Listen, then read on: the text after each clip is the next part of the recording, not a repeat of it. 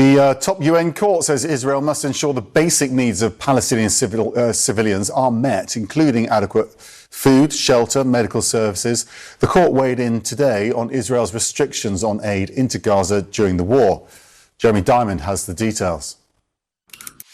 The United Nations top court has rebuked Israel's efforts to restrict humanitarian aid into Gaza and its refusal to work with a key UN agency. The International Court of Justice, in a ruling issued on Wednesday, says that Israel, as the occupying power in Gaza, must facilitate humanitarian aid there and is obligated to ensure that the basic needs of the civilian population are met. And this ruling not only rebukes that weeks-long blockade, total blockade of aid into Gaza that we saw Israel impose earlier this year, but also a law that Israel passed effectively banning any cooperation with and the operations of UNRWA, that UN agency for Palestinian refugees, within Israeli-controlled territory. The ICJ in this ruling says that Israel must cooperate with the United Nations, including with its agencies, and that UNRWA has not violated its impartiality.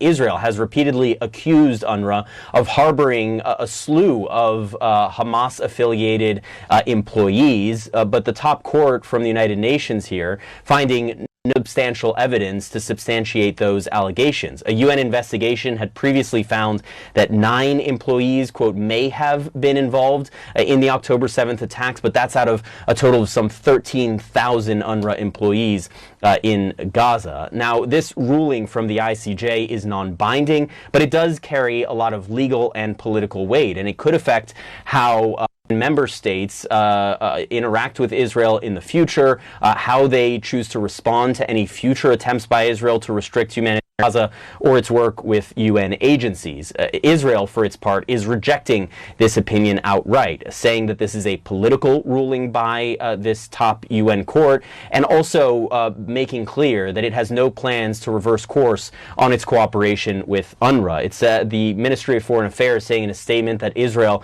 will not cooperate with an organization that is, quote, infested with terror activities, and they insist that Israel is and will continue to uphold all of its obligations under international law.